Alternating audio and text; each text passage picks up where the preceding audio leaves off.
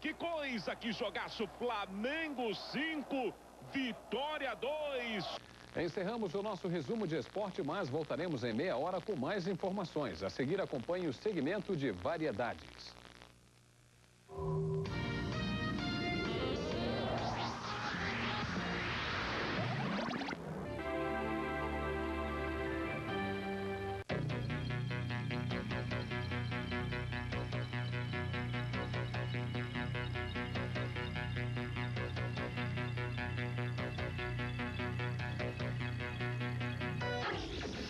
Acordo histórico pode acabar com 30 anos de violência na Irlanda do Norte. Imagens aéreas revelam a destruição do tornado no estado americano do Alabama. Milhares de poloneses saem às ruas nas celebrações da Sexta-feira Santa. CBS Telenotícias. Informações do mundo em 30 minutos.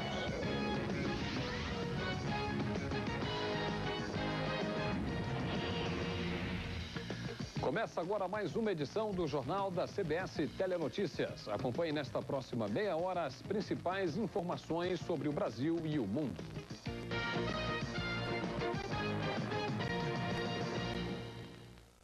Queda de braço. O parlamento russo, dominado pelos comunistas, vence a primeira batalha contra o candidato de Boris Yeltsin. Em instantes, com informações sobre economia. Até já. Salário mínimo no Brasil, um número irreal que ninguém acredita. Centrais sindicais protestam contra desemprego no Dia do Trabalho. Sindicatos protestam contra o desemprego, o fantasma do trabalhador brasileiro.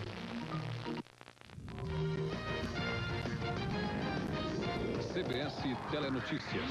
Informações do mundo em 30 minutos.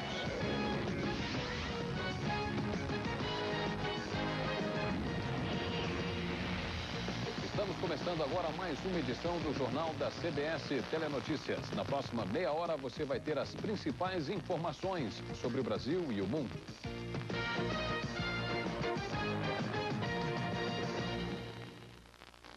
Primeiro de maio, dia de protestos para alguns e de viajar para outros.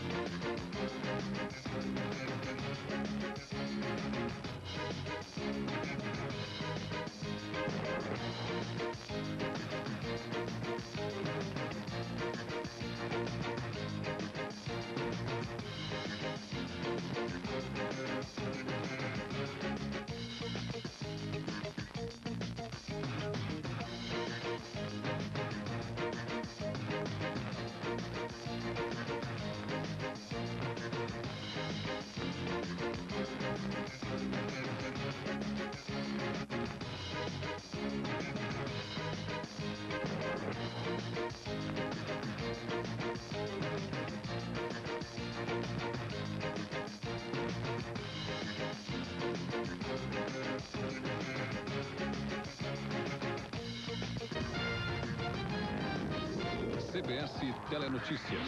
Informações do mundo em 30 minutos.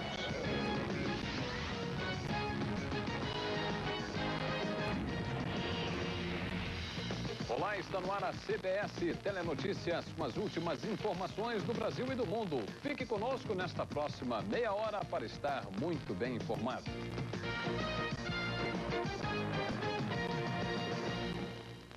Vamos agora a uma pequena pausa e voltamos em instantes com mais informações. No próximo bloco você vai saber o que se passou hoje no mundo dos negócios. Até já.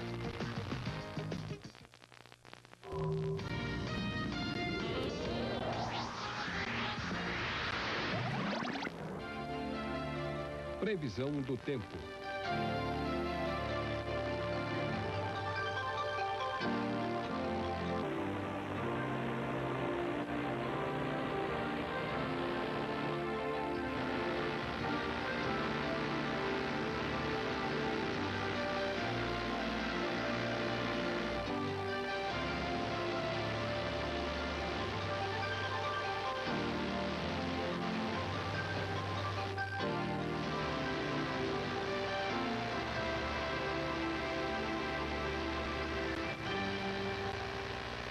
previsão do tempo nos Estados Unidos e Canadá, você fica sabendo dentro de 15 minutos. Tcharam, tcharam. Você não sabe o que eu tenho aqui, não? Eu sei que você tá doidinho pra saber o que tá aqui dentro. Não conto. Peraí. Coração. Coração. Coração. Coração.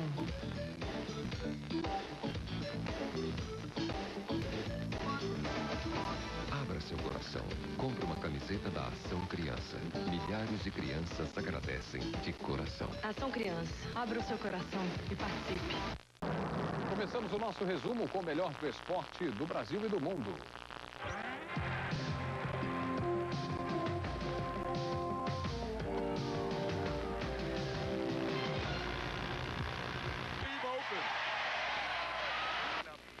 Patrick Ewing estava sem disputar uma partida oficial desde o dia 20 de dezembro, quando deslocou o pulso direito. Mas nem a estrela do New York Knicks conseguiu evitar a segunda derrota para o Indiana Pacers, 85-77. O Market Square Arena em Indiana recebeu mais de 16 mil torcedores. As cestas de 3 pontos de Reggie Miller e os 22 pontos de Rick Smith garantiram a vitória do Pacers. No último quarto, o holandês Smith acertou 7 de seus 11 arremessos. Ewing fez apenas 10 pontos e pegou 6 rebotes para o Knicks. Agora o Indiana Pacers vence a série por 2-0. A próxima partida vai ser neste sábado em Nova York.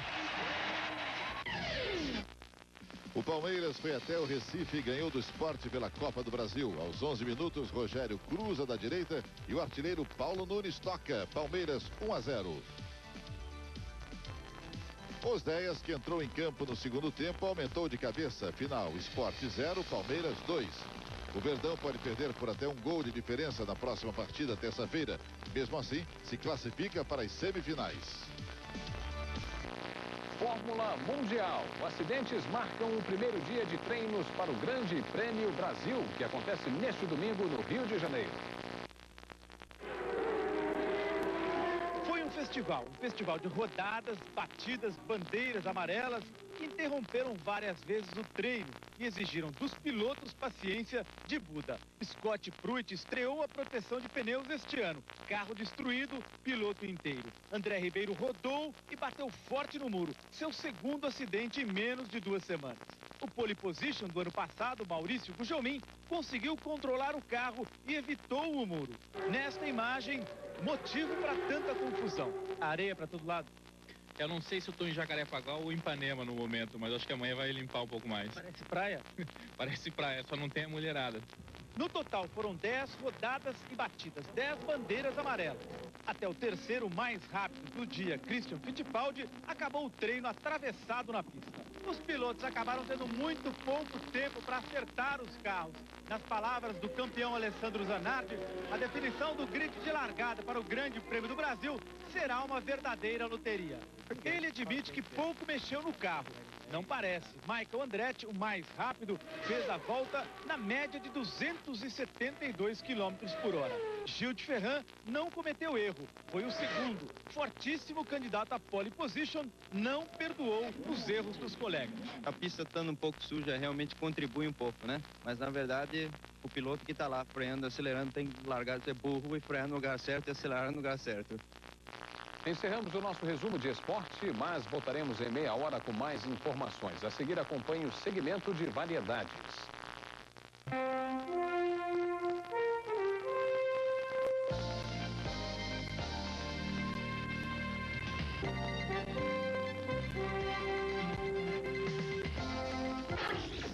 Pacifistas americanos desafiam Washington e levam ajuda ao Iraque. Yeltsin homenageia heróis de guerra no aniversário da vitória contra o nazismo. Novos tornados castigam 4 estados americanos e assustam a população. CBS Telenotícias. Informações do mundo em 30 minutos.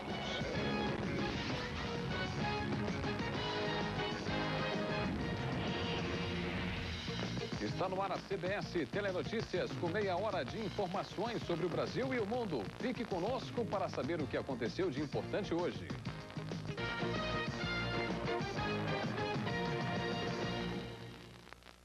O presidente russo Boris Yeltsin participa das comemorações pelos 53 anos da vitória contra os nazistas na Segunda Guerra Mundial. Yeltsin depositou flores no monumento do soldado desconhecido ao lado do Kremlin, em Moscou. Além dos veteranos de guerra, o novo primeiro-ministro Sergei Kirienko e outros líderes do governo participaram da cerimônia. O Dia da Vitória é uma data importante no calendário russo. Estima-se que 27 milhões de russos morreram na Segunda Guerra Mundial. É primavera em Pequim e a estação do ano passa a servir de nome para um sutil movimento de abertura do governo chinês. Os campos estão floridos, as pessoas curtem a temporada. A primavera está no ar e uma sensação de liberdade toma conta dos chineses. São várias as razões. O governo se comprometeu a assinar um acordo com a ONU sobre o respeito aos direitos políticos e civis dos cidadãos. A China acaba de libertar Wang Dan, um dos mais famosos líderes estudantis, nas manifestações pró-democracia na Praça da Paz Celestial. E já são permitidas reuniões em Pequim, onde se debate de tudo, desde economia de mercado à filosofia taoísta. Mas enquanto alguns veem com otimismo a primavera de Pequim, outros creem que serão necessárias muitas primaveras até que a democracia prevaleça de vez no país. O grupo pacifista dos Estados Unidos desafia o embargo imposto contra o Iraque e leva remédios para a população iraquiana. Cerca de 100 pacifistas partiram de Nova York com um carregamento de remédios avaliado em 400 milhões de dólares. Os pacifistas alegaram que querem ajudar os iraquianos e também desafiaram o embargo imposto pela ONU. Entre os pacifistas está o ex-procurador-geral da República dos Estados Unidos, Ramsey Clark. Ele disse que o embargo está causando um genocídio e pode ser considerado um crime contra a humanidade e que a população não deve pagar pelos desentendimentos entre governos. Estudantes da Indonésia afirmam que não vão desistir dos protestos até conseguirem a renúncia do presidente Suharto. Hoje foi mais um dia de choques com a polícia.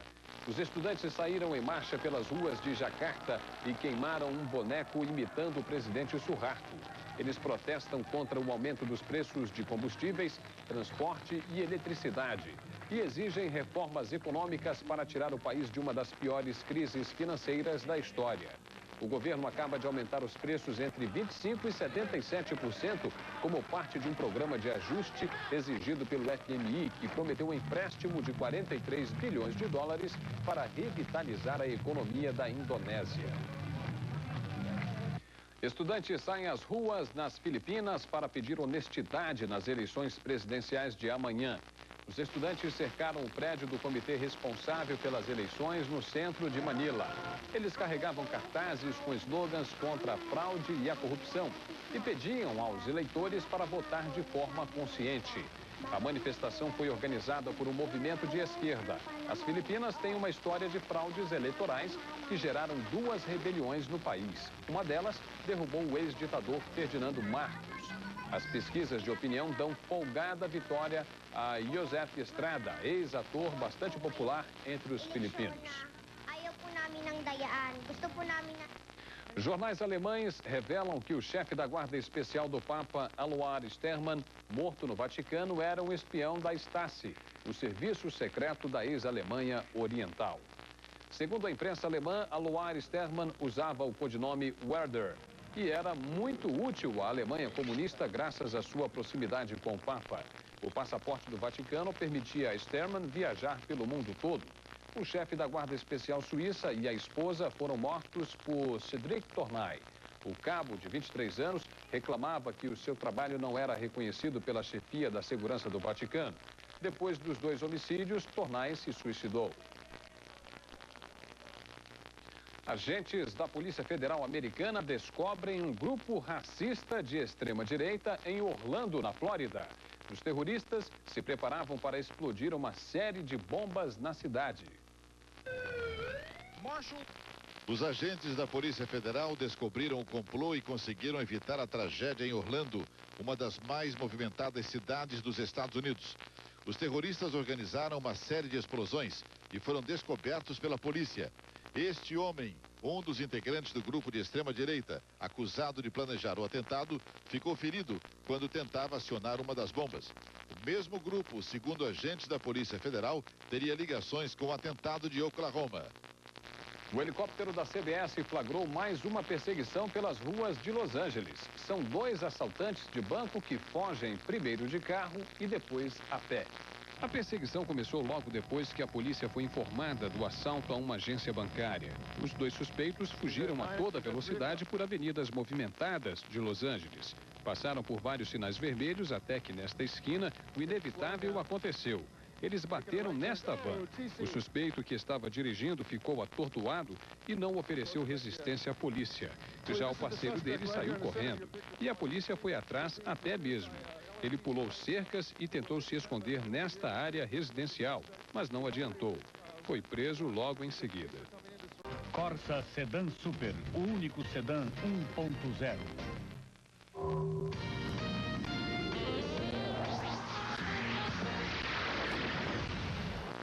Estreia no Brasil o filme Mera Coincidência, uma sátira política que conta a história de um presidente americano ameaçado por um escândalo sexual há 2 semanas da reeleição.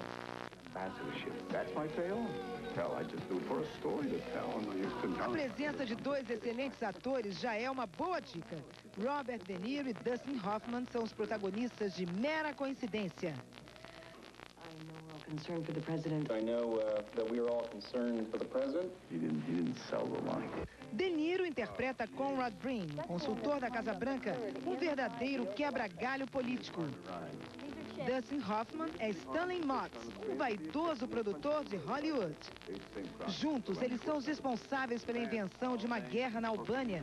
Tudo para salvar um presidente americano ameaçado por um escândalo sexual, faltando 2 semanas para a eleição.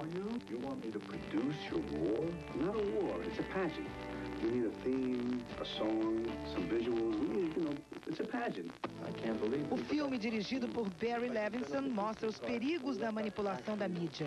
O americano David Mamet é responsável pelo consistente roteiro, adaptado do livro American Hero, de Larry Beinhardt. Um verdadeiro show de borboletas, um espetáculo que acontece pela 2ª vez na cidade de Charlotte, nos Estados Unidos.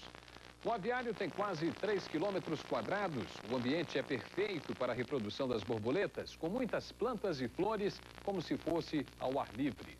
Mas aqui é possível observar de muito perto como vivem milhares de borboletas. Mais de 7.000 pessoas devem visitar a exposição durante a próxima semana.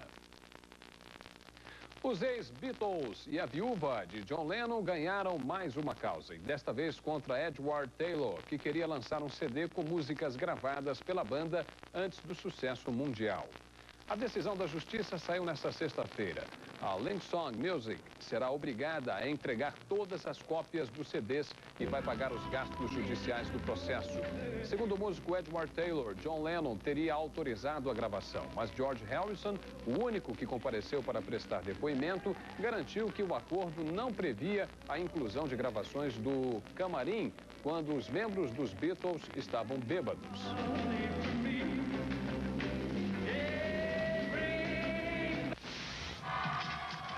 O ex-candidato à presidência dos Estados Unidos, o republicano Bob Dole, disse que está muito feliz com os efeitos do Viagra, a nova pílula contra a impotência.